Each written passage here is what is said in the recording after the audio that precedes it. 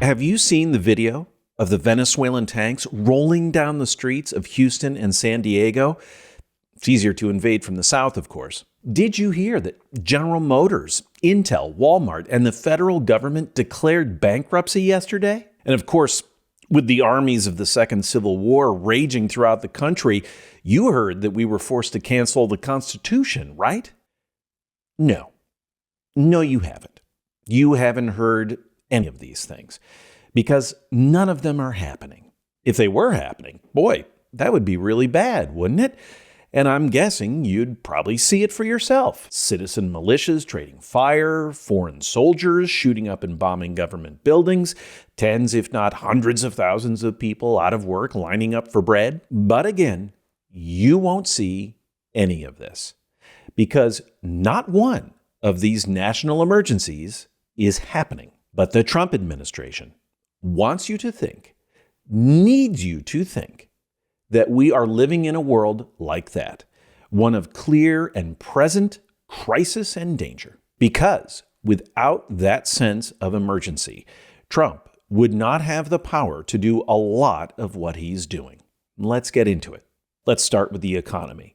Trump's one-man, on-again, off-again tariff war is only possible because of the International Emergency Economic Powers Act. That law gives broad authority to presidents to unilaterally control the economy, but only if there's an emergency. And who decides if there's an emergency? Well, the president. This is the law that Trump is relying on to get around Congress, which under the Constitution is the only branch that can impose taxes. And tariffs are taxes on imports that Americans pay. In the past, this law has been used to impose sanctions, hunt down international computer hackers, or break up terrorist funding networks. But now, Trump is using it for a tariff and trade war. And no one yet has challenged him on this. Thanks, Republican cowards in Congress. And thanks for the news today that the economy shrank in the first quarter, too. So much winning. Let's move on to national security. Trump has also declared that immigration is a national emergency. Why do that? Because that unlocks all sorts of presidential powers under the Alien Enemies Act of 1798. You heard that right. 1798. Under that law, the president can only declare an emergency if the country is facing a, quote, invasion or predatory incursion. The claim is that illegal immigrant criminal gangs operating in the U.S. are that predatory incursion. Really?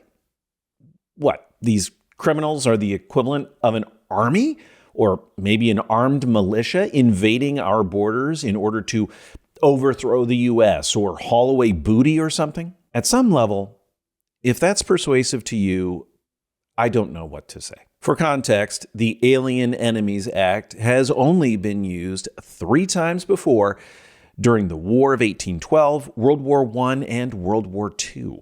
For my part, I can think of a predatory incursion that happened on our Capitol on January 6, 2021 that felt like an emergency, but I digress. So, back to why Trump needs immigration to be a national emergency. See, there's this little thing called the Constitution. It puts all sorts of constraints on the federal government.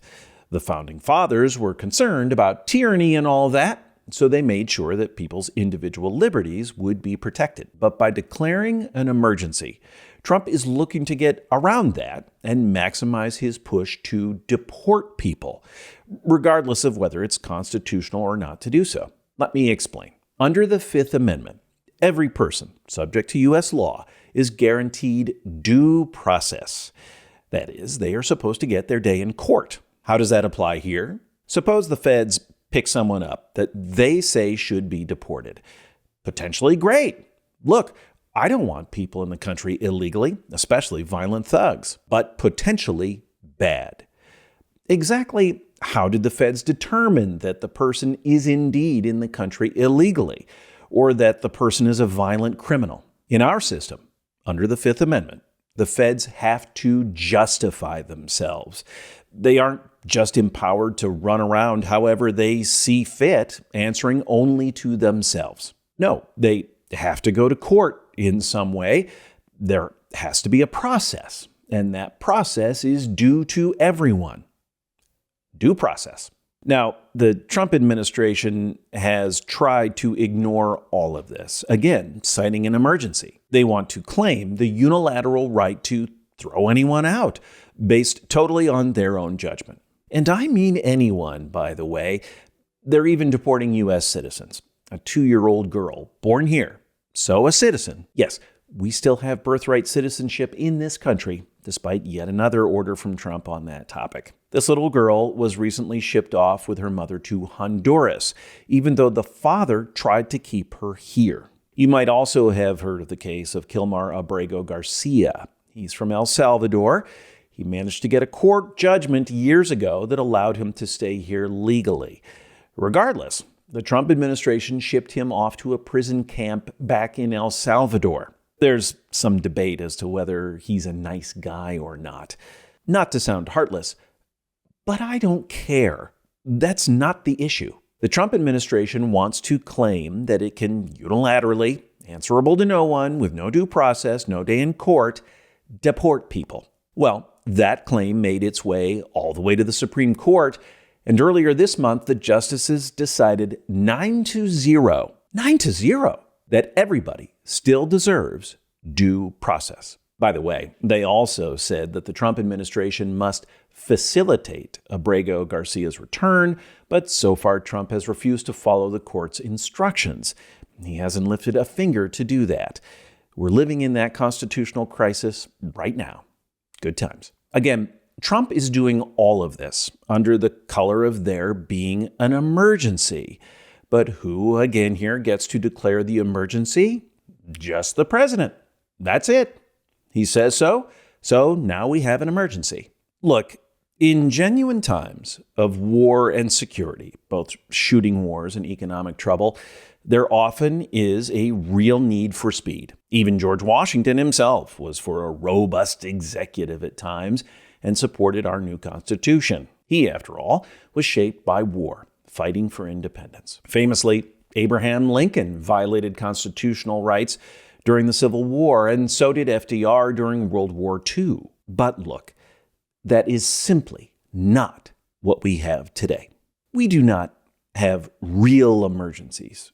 We have manufactured emergencies declared by one man who relishes having vast amounts of personal power.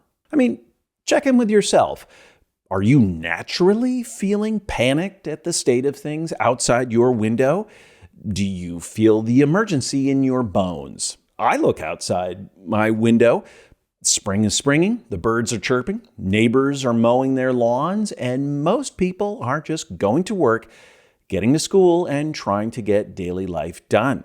Yes, we have real problems in this country. I'm a guarded supporter of tariffs and rebalancing our trade, especially with China, and bringing back key industries to the U.S. I'm not a supporter of widespread lawlessness in the form of illegal immigration. Rule of law cuts both ways. And I'm happy that the surge at the border has stopped. Credit where credit's due for Trump on that one. But the current condition of our country does not mean we should sideline Congress and courts and empower a dictator. Trump and MAGA want to keep us in some sense of panic, of imminent doom, and they want to move fast so that they can overthrow the way the nation works before anyone has a chance to process it, let alone stop it. Fear and speed are their friends.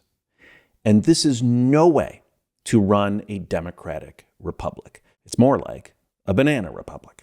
So how do we get out of all of this? Well, it starts with not accepting the crisis. For freak's sake, let's calm down. End the so-called emergencies, stop the assault on, well, everything, and work together to figure out our problems. Let me even stupidly and naively suggest that we could revive a spirit of compromise in our politics and change the system to fix our very real problems. I know, stupid and naive, whatever. But we can't carry on as we are. We can't cater to the whims of our would-be king, his billionaire courtiers, and sycophantic lackeys as they exploit our emotions for their gain. It's our country too. Good luck, America.